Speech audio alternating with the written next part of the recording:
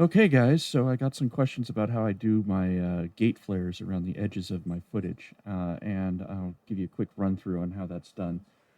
Basically, I start by rendering my footage about 128 pixels larger than the final comp size, so just add 128 pixels around the edges just to give it a little something to work with.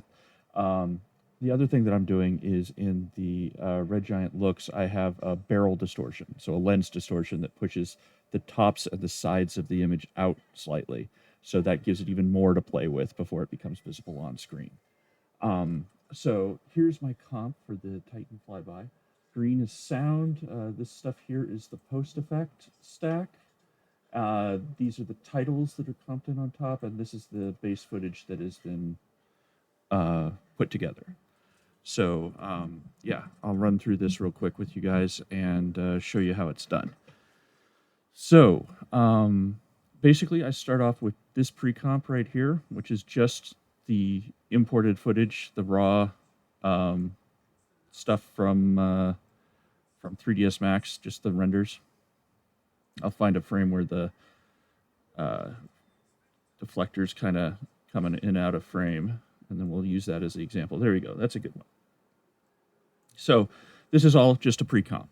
And then I have two other pre-comps called horizontal flare and vertical flare. So if I go to the vertical flare, which is where this will show up, give it a second to think. There you go. That's what I'm getting with my vertical flare comp. So I'll run you through how this is done. So basically, it starts off with just a black blank background. Because I'm going to be adding this into the comp later on, I need to have something back there so the alpha values don't get messed up. Anyway, so then I add in my pre-comp pulled in from the other side, and this whole comp is being done at that increased resolution, the additional 128 pixels on each side. So I then have these effects on that. So basically, what I'm doing here is I have two masks. The first one blends in from the outside to the center, and then the second one blends in from the outside to the inside. So you can kind of see here, if I can, there we go. So we're getting a little bit of fade in and then a little bit of fade off towards the edge. And this is really close to where the 128 pixels lies. So then I do a levels adjustment, which gets me just the bright parts of the image. Then I do a Gaussian blur, which just sort of blurs it a little bit. Then I do a directional blur, which gets me the streak towards the center. Then I do a levels to bring back the brightness. And then this is where it gets fun. A lot of times people, some friends of mine had been doing gate flares like this, and they just left it at that and comped it back onto the base image. I did something different. I went in and added another adjustment layer with a mask that's more towards the center of the image, and I start blurring it. I gave it a little bit of a 32 pixel wide Gaussian blur, and then I went in and added this, which is an animated turbulence noise. This just gives it a little bit of additional movement and animation, makes it look like there's more imperfections in the lens. And the only thing that you have to tune specifically is kind of the speed of the camera move. Something moderately sped up like this shot where there's a fairly fast camera pan and things are kind of popping in and out of frame fairly quickly. You can go pretty quickly on the noise animation on that. But let me see if I hide these other things, you should be able to see what's going on here. There we go. So there's what the noise looks like. It's all stretched vertically to match. And then if I animate it, you can see that it's kind of doing its thing there, right? So for this, it makes a lot of sense for this speed of camera movement. For the Fortitude shot, where it's a much more lockdown camera and things are moving very, very slowly, I cut it to like a fourth that speed and for it to look good. Otherwise, it looked like there was like some things were almost on fire and like flickering madly at the sides of the screen when nice, smooth in and out movements were supposed to be happening. Anyway, so if I turn those others back on, we'll see the result there. And then there's another layer to add, and this is one that blurs it even more towards the center. So we actually end up kind of getting this sort of streaky angled vibe rather than just a straight line.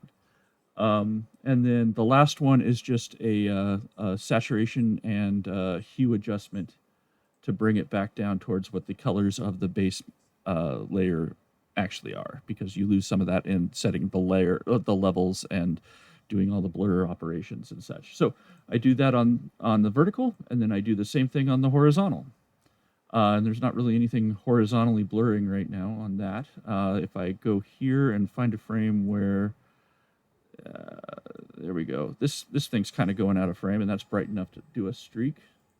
If I pop back in here, you should see, yep, see, got that streak coming out. And then, yep, I just go to the flyby here, and I set these both to add.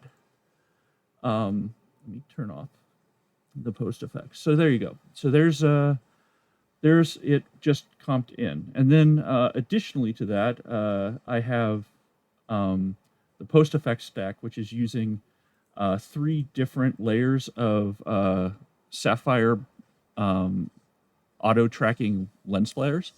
The first one, if let me scrub forward a little bit here so you can see. Yeah, there we go. So the sun here is, so first I do the biggest lens flares in the scene with the brightest things on them. So if I turn that on,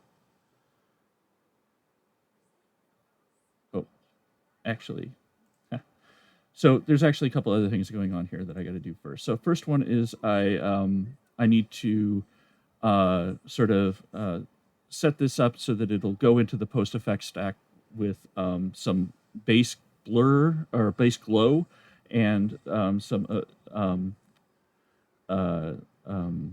basically turning it into linear light, so I can call out more easily the bright areas of the image. And since I'm working in 32-bit color, I'm not losing anything in the end. So the first thing I do is that it adds a bunch of exposure, and then the optical glows, and then I can add the big lens flare in there, and then update, my friend.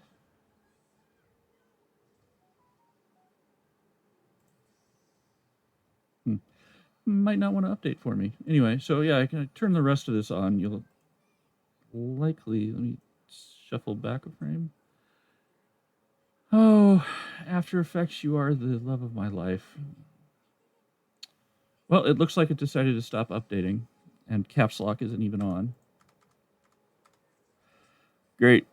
Okay, well, I hope that gives you the basic rundown of how it all works. I wish I could show you more on the flares and stuff, but basically what I do is each flare layer is set to auto track, but it's also set to a different hotspot threshold. So the big lens flares are set to like 700%, and then there's a basic lens flare that's just like smaller but bright things like the big strobe on the bottom of the hull that gets that. And then there's small lens flares, which will be around like little blinky lights and stuff on the hull. That's much smaller. It's only 32 pixels wide versus the big lens flare, which I think is 1024. Yeah. And then I come in here and I do all the post effect stack with the magic look stuff, and that ends in the chromatic aberration, the barrel distortion, the film stock emulation. We get a little bit of color correction and stuff going on there. And then I have 2 layers of basically just a blue color that I use to just like tint the film, just that slight ILM mid-1980s blue. And then I add a gate weave, which is just a little jitter to the whole image. And it's just used through an expression, just a wiggle expression. Yeah, and then just do the sound effects on top and music. And that's basically how this scene was set up. Anyway, I hope that was, educational and or helpful for those of you out there who want to do something similar. Have a good Sunday. Bye.